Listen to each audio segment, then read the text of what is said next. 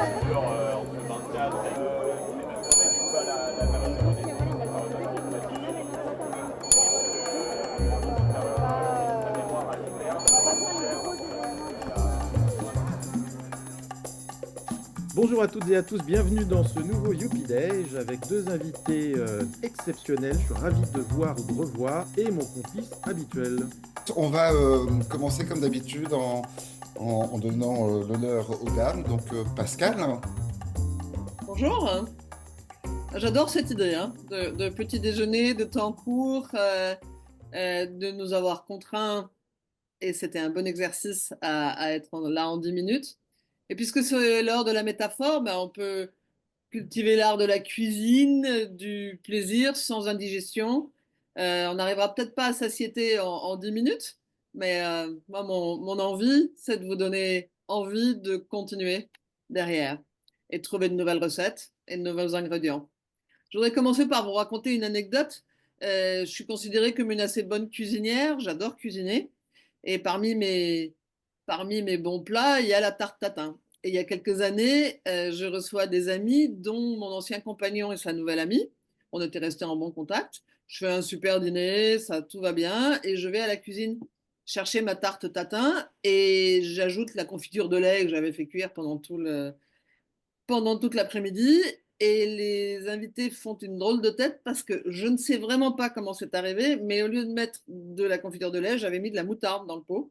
Et donc, j'ai servi de la moutarde avec ma tarte tatin. Ce que nous fait faire le stress, quand même. Donc, il y avait un fond de stress que je n'avais pas du tout reconnu, sans doute lié à la rencontre de cette dame. Et on a le choix, en fait. On a le choix entre mettre du piment de Cayenne, de la moutarde, ou choisir nommément l'ingrédient qu'on avait décidé. Alors, on peut quitter la moutarde quand elle n'est pas attendue. Et je vous propose de lâcher votre fourchette aussi et de fermer les yeux une seconde et de vous souvenir, ou pas fermer les yeux, dans votre bouche, dans votre corps, d'un excellent repas.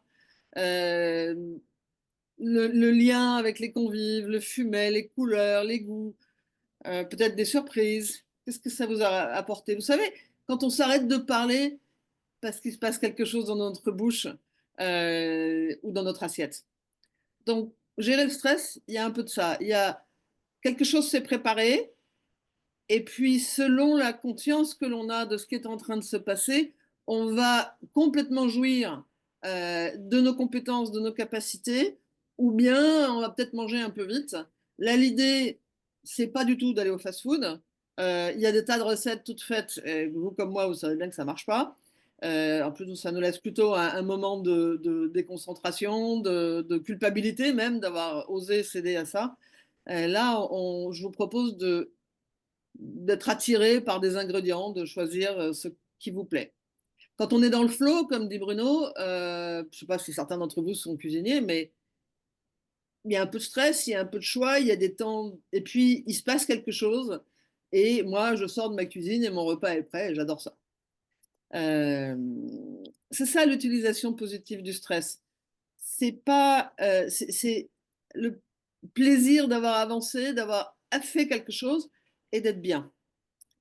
Ici, on parle d'attention aux autres, on parle de savoir-faire, ça s'apprend, et d'adaptation. Parce que les outils de gestion stress qu'on peut apprendre, eh ben, ce n'est pas les mêmes selon les situations. Et comme je vais vous le répéter quelques minutes, il vaut mieux être entraîné. Bon, on peut quitter la métaphore culinaire. Il y a 4 grands morceaux pour moi dans la gestion positive du stress. Évidemment, il y a la compréhension de ce qui se passe en nous, la nécessité de se connaître, de connaître nos propres signaux de stress.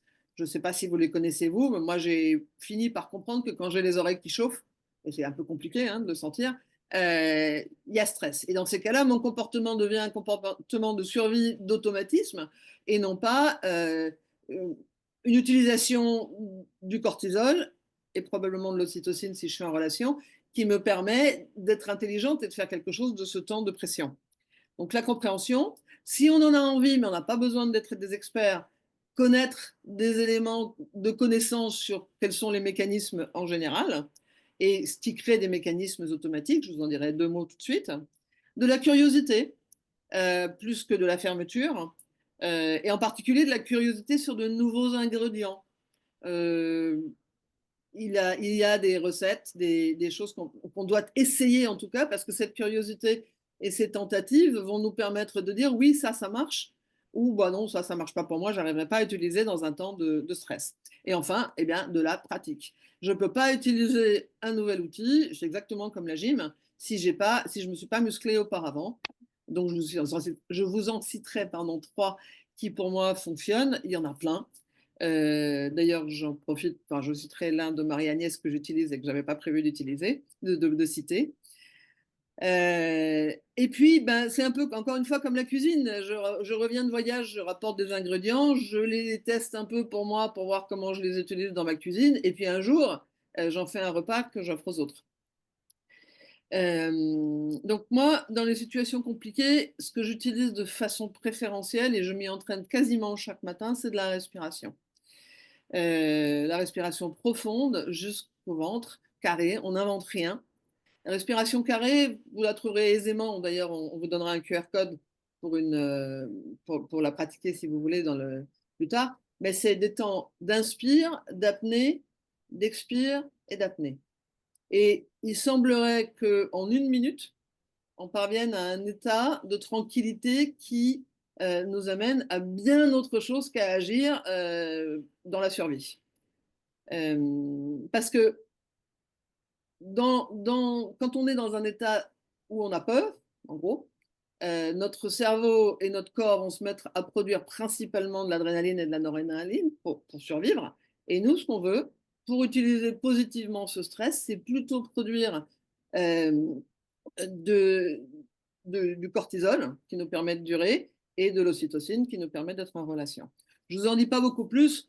Je vois plein de confrères sur l'écran. Nous, ce qu'on sait, c'est que personne n'est capable de décider dans sa tête de produire ce neurotransmetteur en disant je vais me mettre à produire de l'ocytocine. En revanche, il existe des méthodes qui nous amènent à les produire, plutôt le cortisol d'ailleurs, qui nous amènent à les produire et c'est celle-ci qu'il est utile d'utiliser. Donc vraiment, se rendre compte qu'on est en stress, nous-mêmes, avoir de la curiosité et non pas de l'inquiétude par rapport à ça, et switcher sur j'ai des outils sur lesquels je me suis entraînée.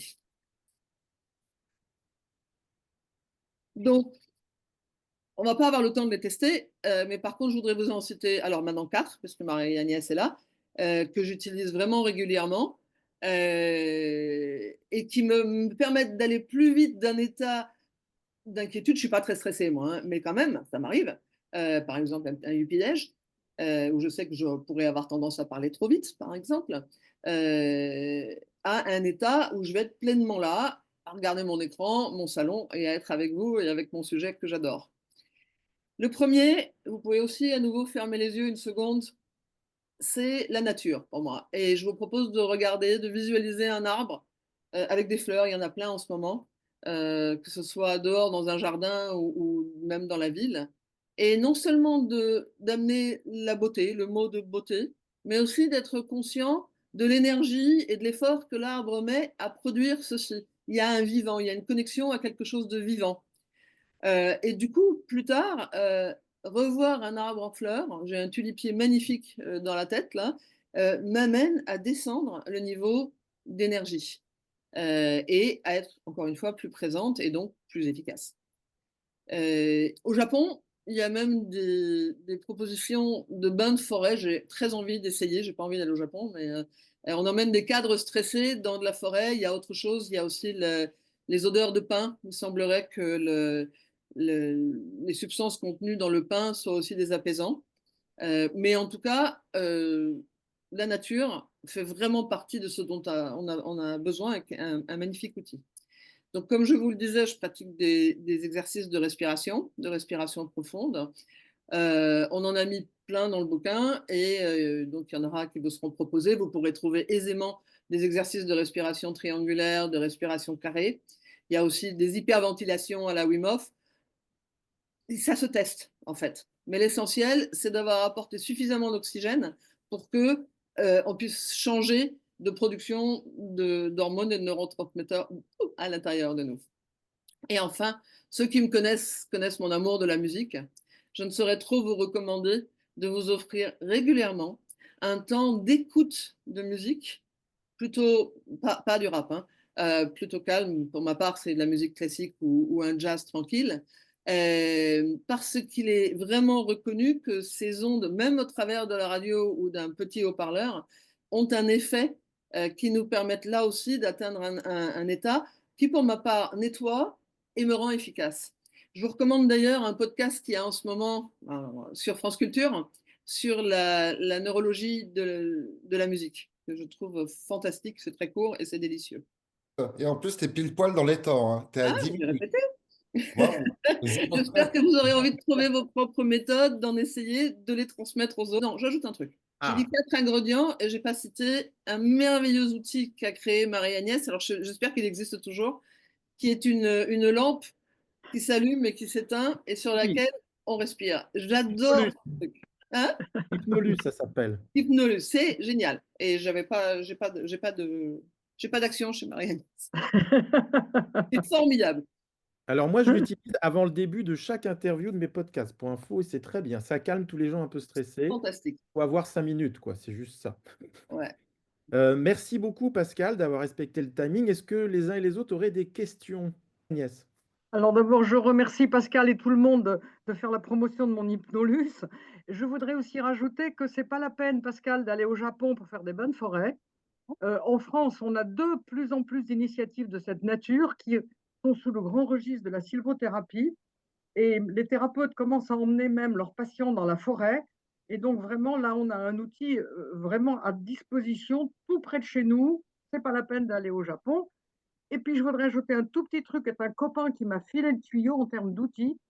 Il m'a dit, quand j'arrive quelque part, je me branche à la nature. Il dit, voilà, je mets ma prise quelque part. C'est ce que tu disais avec l'arbre. Et j'ai trouvé ça tellement génial comme idée que je lui ai piqué.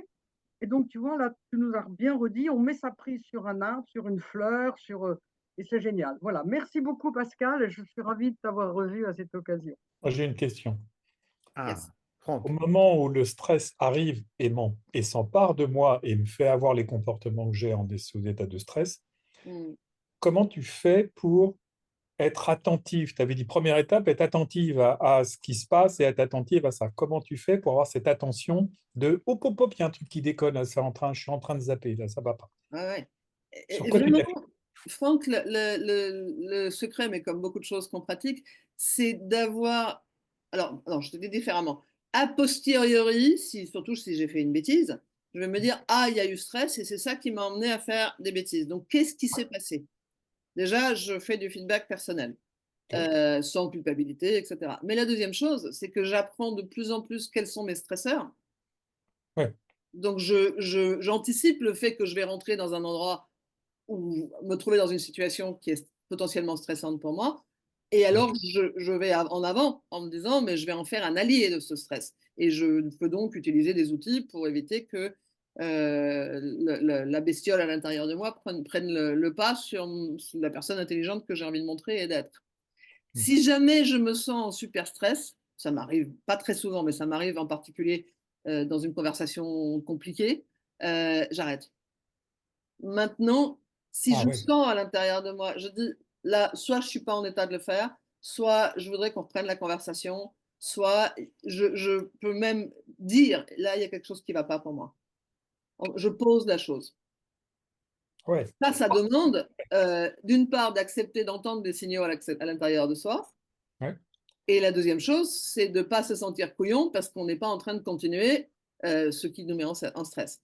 Ouais. Je trouve que c'est hyper puissant, ça gaffe complètement l'autre qui est en train de s'énerver contre moi en face, mais j'arrête. Merci. Donc, voilà, les propositions. Ça gaffe pas forcément, hein. Moi, ça m'a fait refaire juste 2 chapitres, hein, au départ. Oui, mais on ne s'est pas fâché. Ben non, justement. Ouais, ouais. Le fait de quand même se prononcer en disant là, ça va pas, c'est pas OK, ça Mm. peut être aussi vertueux. Ouais. Mhm. D'ailleurs, dans les notes de l'épisode, dans les notes de l'épisode, dans les notes du chat, pardon, j'ai mis les coordonnées de votre livre, puisque vous avez coécrit un livre. Alors, qu'est-ce qui fait que vous avez eu envie d'écrire ce livre? On ne le voit pas, Bon, ouais, en tout cas, j'ai mis le lien pour pouvoir mais éventuellement commander. ouais.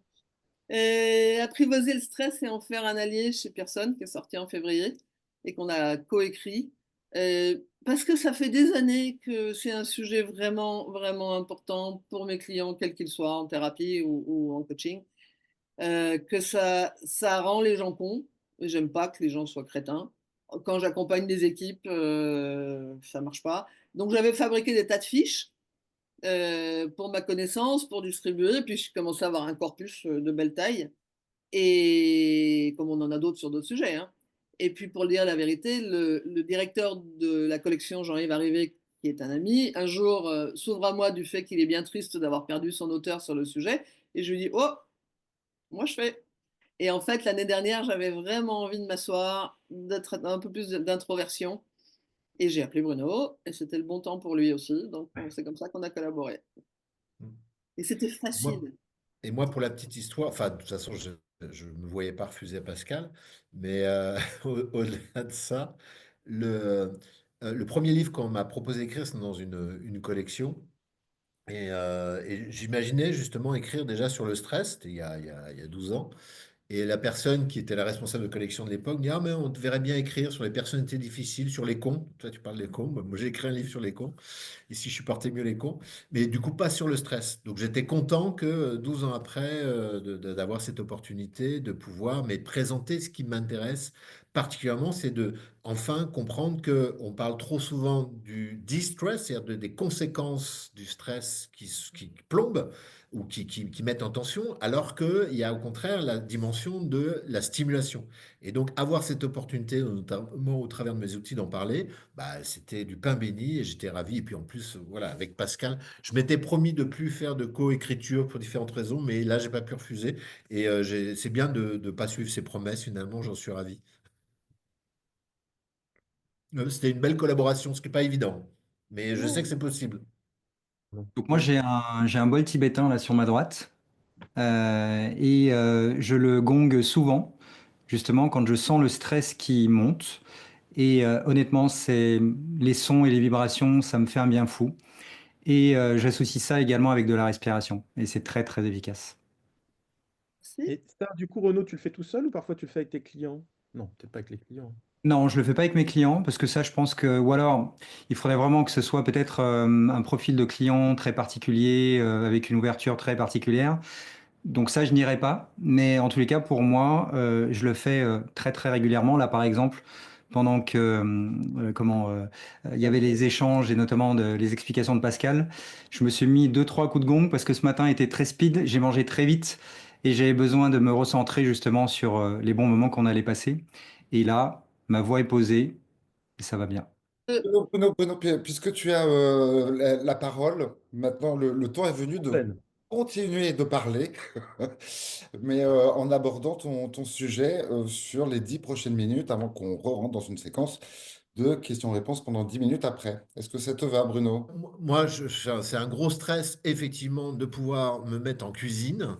Je ne sais pas si vous vous rendez compte, les gars, mais Pascal s'en rend compte, ça l'a fait d'ailleurs marrer, et elle se moque de moi. Et elle a raison. Elle a raison parce que quand même, donc autant elle est dans le flot en cuisine, je l'ai constaté, elle est capable comme ça de dire, ah tiens, on n'avait pas prévu de dîner, et puis de se mettre dans son flot en nous faisant un truc succulent, alors avec des épices venues du monde entier, quoi, des saveurs qu'on ne connaît pas. Et je vois vraiment qu'elle n'est pas du tout en stress, elle est au contraire très très vite, elle kiffe le fait de pouvoir être en cuisine. Moi, c'est pas le cas. Mais comme Pascal est une bonne amie, elle a voulu m'aider à pouvoir dépasser le stress que j'avais les quelques fois où j'essayais de faire la cuisine. Et donc, elle est venue une fois avec un cuiseur, je sais pas trop comment, enfin, un truc pour une cocotte, voilà.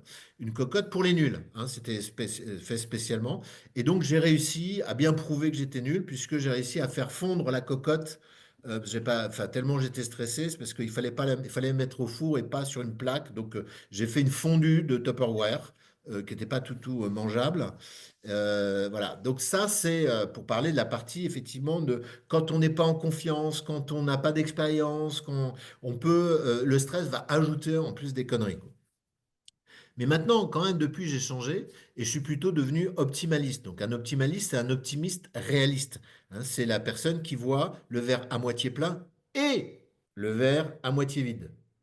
Et de pouvoir se dire, bah, qu'est-ce que je suis capable de faire aujourd'hui? Puis, je pourrais progresser au fur et à mesure. C'est d'ailleurs le principe du flow, hein. L'expérience optimale de Miyagi, Cixcian Miyal, c'est de pouvoir être dans une activité à la hauteur de nos capacités. Donc en cuisine, je ne ferai pas du tout les plats de Pascal parce que rien que de vouloir faire la même chose, ça m'angoisse. En revanche, si je fais en sorte déjà d'oublier tout ce qui se cuit et que je fais des salades, là ça peut aller. C'est pour ça que j'ai eu le carpaccio, ça je peux découper, ça va. Je peux aussi, alors il y a un truc que je sais bien faire, je ne sais pas pourquoi et comment c'est venu, c'est la vinaigrette. Je sais que ma compagne, par exemple, apprécie bien ma vinaigrette. Et donc, la semaine dernière, elle était un peu souffrante. Et donc, spontanément, je lui ai proposé de faire la cuisine. Et j'étais plutôt dans un bon flot parce que j'ai fait non pas un plat qu'elle savait faire, mais un plat que moi, je pouvais faire avec ces sauces de vinaigrette, en m'appuyant aussi sur mes forces d'aimer, d'être aimé, c'est-à-dire être branché non pas sur la difficulté, mais sur ce que ça allait apporter, de pouvoir prendre soin de ma compagne, qui en général prend soin de moi sur ces dégustations. Et donc, comment transformer, enfin, ce que je voulais dire, c'est qu'on peut passer à 180 degrés, y compris sur des activités dans lesquelles on n'est pas forcément à l'aise. On peut quand même y trouver en soi des possibilités de pouvoir le transformer, de pouvoir bien les vivre. Et donc ça, c'est dans le cas de la cuisine, parce qu'il fallait que je rebondisse, je ne sais pas quoi dire sur ce sujet qui m'est complètement étranger. Mais si on en revient sur un sujet que je connais un peu mieux, qui est le coaching, ben, je fais la même chose avec des coachés. Et même, j'ai eu un jeune gars, c'était plutôt en mentoring, mais à vingtaine d'années, qui n'a pas fait d'études, qui avait quelques expériences professionnelles, qui était très négatif sur ce qu'il avait vécu et sur ses capacités, et en même temps extrêmement ambitieux à vouloir, en fait, être chef d'entreprise, bien gagner sa vie et bosser le moins possible. Je vous résume. Donc, ça fait un peu le grand écart impossible. Et donc, je l'ai amené petit à petit à pouvoir avoir une pensée plus optimaliste, en faisant en sorte, de voir ses expériences, en dégageant, et ça, c'est ce que j'invite les gens à dire, OK, ça, c'est les difficultés que tu as ressenties, mais qu'est-ce que tu as appris? Qu'est-ce que tu as ressorti? Où est-ce que tu as été bon? Donc, c'est en fait inviter les personnes à regarder les galères comme des expériences. Ça, c'est un principe d'optimisme. Et se dire, mais finalement, j'ai des capacités, j'ai appris des choses à refaire ou à ne pas faire.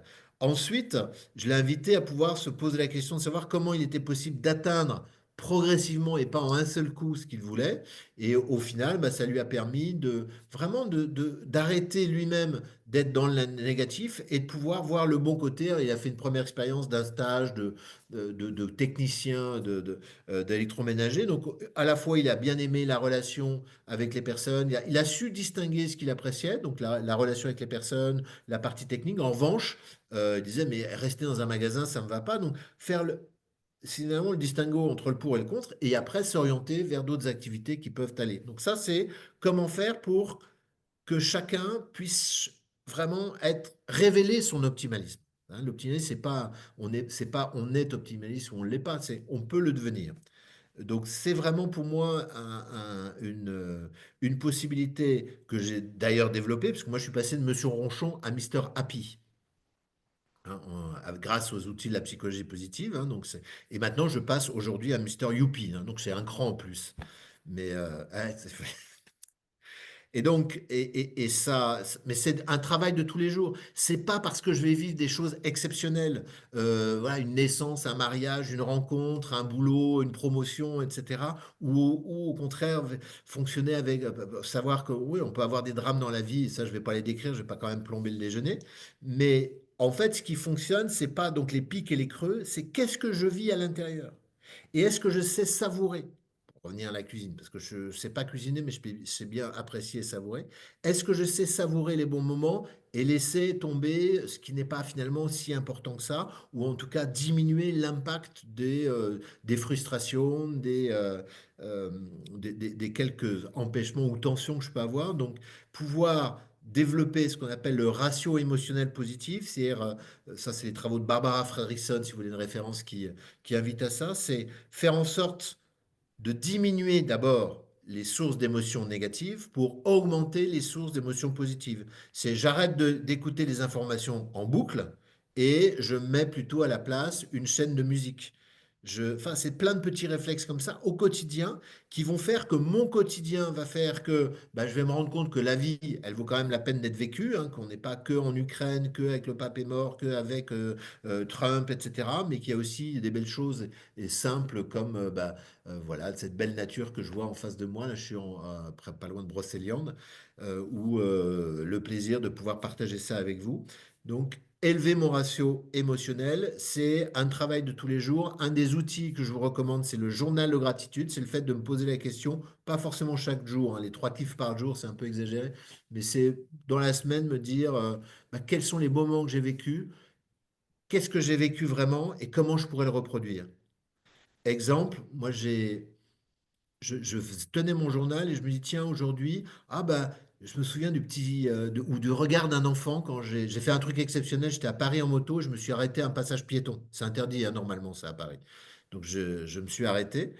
Et il y a un garçon qui traversait avec sa maman qui me regardait comme le petit Bruno. C'est quand j'ai pris le temps d'y réfléchir, qui me regardait comme le petit Bruno, regardait les motards et avec envie. Donc ça me reportait sur ça. Mais j'ai aussi, en prenant le temps de revoir cette scène, je me rends compte que la maman était contente de se sentir en sécurité. Et donc c'est aussi le salut et le remerciement de la maman que j'ai.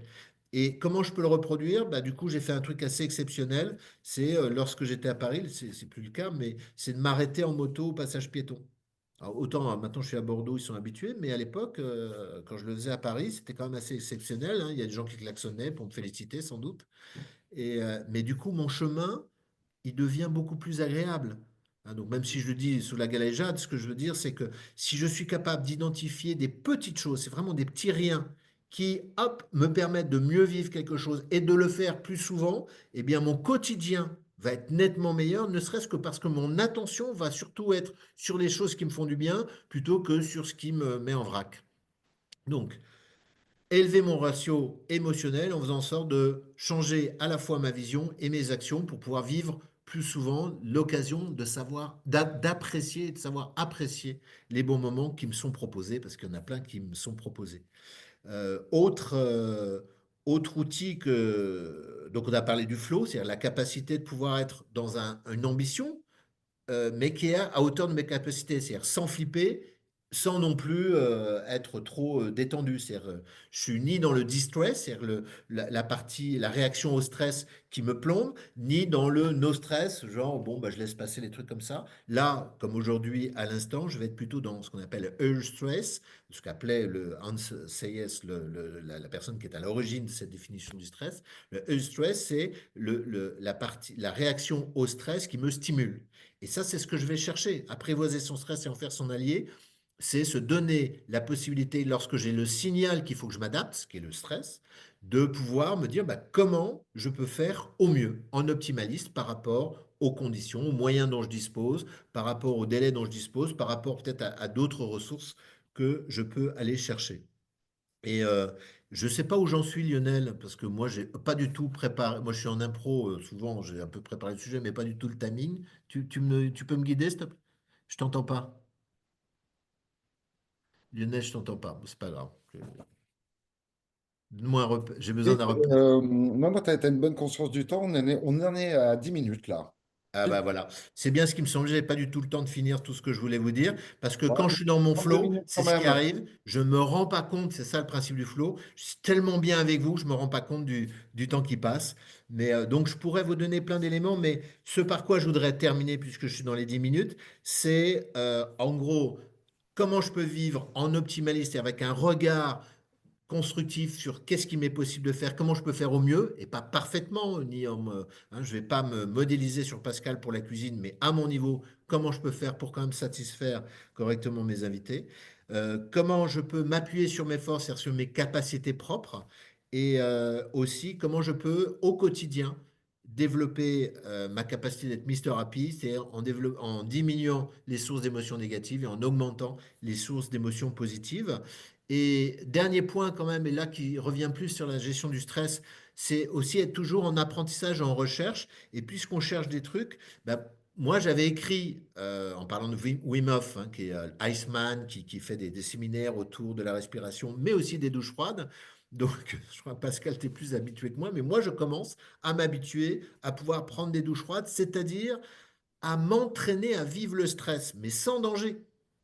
Et cette capacité-là permet ensuite de pouvoir vivre d'autres moments. J'ai un manager qui me témoignait qu'en faisant ça, bah, après, il était en CSE, bah, il était beaucoup plus zen à subir les attaques des délégués, etc., qu'auparavant, parce que en fait, il développait cette capacité qu'il développait au moment de savoir se dire, je passe pas en force sur la douche froide, je laisse prendre, c'est normal, je vis ça. Donc finalement, cette sensation de stress, bah, plus j'apprends à la vivre, plus je vais être capable de pouvoir le dépasser et aller chercher justement, ou conserver en tout cas, mes capacités de surmonter les défis qui me sont prononcés. Voilà comment faire du stress son allié en optimaliste. Et là, je suis à 15 minutes. Non, 13. C'est ça. Merci, merci Bruno. Y a-t-il des questions dans l'assistance pour Bruno et même pour Pascal, puisque vous avez quand même des sujets qui se croisent? Peut-être plus une remarque pour aller dans le sens de ce que disait Bruno, notamment sur la partie actualité. Il y a deux jeunes, bon, beaucoup de gens doivent connaître, mais je trouve que c'est intéressant quand même de les reciter, qui ont créé un média qui s'appelle le Média Positif. Mhm. On bouffe de la mauvaise nouvelle toute la journée. Pardon pour le mot bouffer, mais en même temps, c'est un petit peu le youpi, enfin le déj en tout cas et la thématique d'aujourd'hui. Donc le fait justement de pouvoir se concentrer sur des nouvelles qui soient plus positives et qui ne sont pas du bisounourisme, hein, c'est-à-dire que ce sont des vraies nouvelles qui existent, simplement elles passent sous silence. Ça, je trouve que c'est intéressant du coup de pouvoir se mettre ça dans un flux de réseaux sociaux, par exemple, si on en a. Et puis, deuxième chose qui m'est venue quand Bruno parlait également, c'est qu'en fait, j'ai suivi une séance d'hypnose il y a quelques temps et où en fait c'était l'histoire d'une jeune fille en fait qui au lieu de diffuser des avis de recherche diffusait des avis de bonnes nouvelles sur les poteaux télégraphiques. Voilà, donc je trouve que c'est effectivement une façon de pouvoir se reprogrammer entre guillemets pour voir les choses un petit peu différemment. Donc voilà ce que ça m'a inspiré. Ah ouais, mais ce que je voudrais préciser, c'est qu'il y a un chercheur qui a une image super qui dit les émotions négatives, on a tendance à s'accrocher comme du velcro, là où les émotions positives glissent comme sur des téflons. Et l'exemple de ce que disait Renaud, bah, c'est en fait, je peux inverser ça. Comment je peux plus s'accrocher sur des éléments réels, ne pas inventer, positifs, hein, c'est pas la positive attitude, ça c'est Laurie que je suis allé voir au Zénith. Mais c'est comment je peux plus accrocher sur des choses réelles, positives, et laisser glisser comme le négatif qui est pas nécessaire, quoi. Donc ça, je trouve que ces initiatives, merci Renaud, vont tout à fait dans ce sens-là. Et je voudrais ajouter que c'est pas pour le plaisir d'aller écouter des bonnes nouvelles, c'est que réellement, ça nous rend plus efficaces. Si on doit avoir un motivateur différent, lorsque j'entends aller écouter des bonnes nouvelles, ma première impression c'est ah yes, oui, sauf que je sais que ça me rend plus efficace, comme écouter de la musique, comme Vivre plus d'émotions positives, ce que dit aussi Barbara Fredrickson, c'est que le fait sentir des émotions positives, ça nous ouvre sur les solutions et sur les autres. À l'inverse, vivre des émotions négatives, ça a tendance à nous faire renfermer dans notre coquille et rester sur nos automatismes, voilà. Donc l'idée, c'est, on verra dans le bouquin, c'est plutôt que d'être dans Cro-Magnon qui essaye voilà, de lutter par rapport à ce qui se passe parce que ça sort de ses habitudes, ben, de fonctionner plutôt en mode Einstein, c'est-à-dire chercher nos capacités intellectuelles à créer, à se projeter, à faire des choses. Mais pour ça, ben, il faut pouvoir être plutôt sur une énergie ouverte, donc positive, et que négative, inutile. on connaît tous des gens qui ont, et je crois pas en avoir fait partie, mais qui ont une habitude de regarder le verre d'abord à moitié plein. Et finalement, permettre de le décrire, de le faire décrire, sans que ce soit une drogue, euh, devrait permettre de s'en affranchir de temps en temps. Hmm. Oh, Qu'est-ce oh, que je vous donne Bruno... un autre truc. Moi, je vous donne un autre truc que j'ai même pas mis dans le bouquin, mais qui m'est constamment utile. D'abord, je vois certains d'entre nous boire. Nous ne buvons en général pas suffisamment. Et mettre de l'eau dans notre corps, c'est vraiment nécessaire. je parle pas d'alcool, hein. Aller se laver les mains, se frotter les mains. Vous avez peut-être déjà vu des gens dans les réunions qui font ça, mais en fait, on a des capteurs au milieu des mains qui font ça. Donc, ça peut être un apprentissage inverse, c'est que si je me sens en train de me frotter les mains, c'est peut-être qu'il y a quelque chose qui ne va pas. C'est pas vrai pour tout le monde, mais c'est un besoin et une recette qu'on applique. Donc, et si vous faites ça sur une douche froide, c'est encore mieux. Ouais. Et pourquoi pas en écoutant un podcast, notamment le tien, Bruno, tu nous en as pas parlé.